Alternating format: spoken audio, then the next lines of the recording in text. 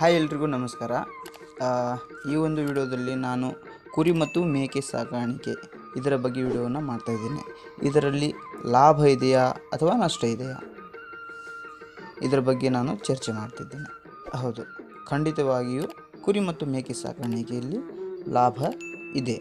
ಕುರಿ ಮತ್ತು ಮೇಕೆ ಸಾಕಾಣಿಕೆಯಲ್ಲಿ ಎರಡು ವಿಧ ಇದೆ. ಒಂದು ಬ್ರೀಡಿಂಗ್ ಮಾಡಬಹುದು ಅಥವಾ ಫ್ಯಾಟನಿಂಗ್ ಮಾಡಬಹುದು.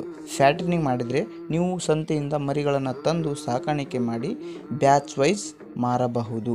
ಬ್ಯಾಚ್ ವೈಸ್ ಅಂದರೆ ಕೆಲವೊಬ್ಬರು 3 ತಿಂಗಳ ಬ್ಯಾಚನ್ನ ಮಾಡಿಕೊಂಡು ಮಾರ್ತಾರೆ, ಕೆಲವೊಬ್ಬರು 6 ತಿಂಗಳ ಬ್ಯಾಚನ್ನ ಮಾಡ್ತಾರೆ, ಕೆಲವೊಬ್ಬರು 1 ವರ್ಷದ ಬ್ಯಾಚ್ ಕೂಡ ಮಾಡಿರ್ತಾರೆ.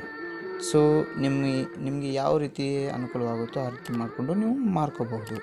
ಸೊ ಬ್ರೀಡಿಂಗ್ ಅಂದರೆ ಗಂಡು ಕುರಿ ಅಥವಾ ಗಂಡು ಮೇಕೆ, ಹೆಣ್ಣು ಕುರಿ ಅಥವಾ ಹೆಣ್ಣು ಮೇಕೆಗಳನ್ನು ತಂದು ಮನೆಯಲ್ಲಿಯೇ ಹುಟ್ಟಿಸಿ ಅದನ್ನು ದೊಡ್ಡದಾಗಿ ಮಾಡಿ ಮಾರುವುದೇ ಬ್ರೀಡಿಂಗ್ ಅಂತಾರೆ. ಸೊ ಬ್ರೀಡಿಂಗ್ಗಿಂತ ನನಗೆ ಅನುಕೂಲವಾಗಿ ಅನಿಸೋದು ಫ್ಯಾಟ್ನಿಂಗಲ್ಲಿ ತುಂಬ ಮೇಂಟೆನೆನ್ಸ್ ಕಡಿಮೆ ಇರುತ್ತೆ. ಸೊ ಇದು ಒಳ್ಳೆಯ ಉಪಯುಕ್ತವಾಗಿದೆ.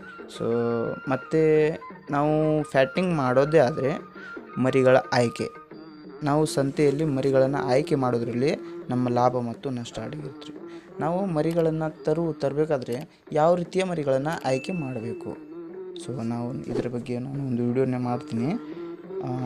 ಈ ಒಂದು ವಿಡಿಯೋದಲ್ಲಿ ಕೂಡ ನಾನು ಸ್ವಲ್ಪ ಮಾಹಿತಿನ ಕೊಡ್ತೀನಿ. ಮರಿಗಳನ್ನು ಯಾವ ರೀತಿ ಆಯ್ಕೆ ಮಾಡಬೇಕು.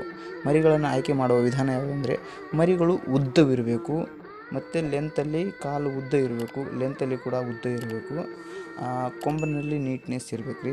ಮತ್ತು ಯಾವುದೇ ರೀತಿಯಾಗಿ ಮರಿ ವೀಕ್ ಆಗಿರಬಾರ್ದು, ನೀವು ನೋಡ್ಕೊಂಡು ತರಬೇಕು. ಸೊ ಇಂತಹ ಮರಿಗಳನ್ನು ತಂದು ನೀವು ಒಂದು ಫಾರ್ಮ್ನ ಇಂಪ್ರೂವ್ ಮಾಡ್ಕೊಳ್ಳಿ, ಗ್ರೋತ್ ಮಾಡ್ಕೊಳ್ಳಿ. ಸೊ ಈ ಒಂದು ವ್ಯವಹಾರ ತುಂಬ ಈಸಿಯಾಗಿ ಇದೆ. ಸೊ ಮೇಂಟೆನೆನ್ಸ್ ಕೂಡ ತುಂಬಾ ಇದೆ. ಇದರ ಔಷಧ ಮತ್ತು ಎಂಥ ವ್ಯಾಕ್ಸಿನ್, ಯಾವ ರೀತಿ ವ್ಯಾಕ್ಸಿನ್ ಮಾಡಬೇಕು ಅಂತ ನಾನು ಪೂರ್ತಿ ಒಂದು ವಿಡಿಯೋನ ನೆಕ್ಸ್ಟ್ ವಿಡಿಯೋದಲ್ಲಿ ನಿಮಗೆ ತಿಳಿಸ್ತೇನೆ. ಅಲ್ಲಿವರೆಗೂ ಎಲ್ರಿಗೂ ಟೇಕ್ ಕೇರ್, ಬಾಯ್ ಬಾಯ್, ನಮಸ್ಕಾರ.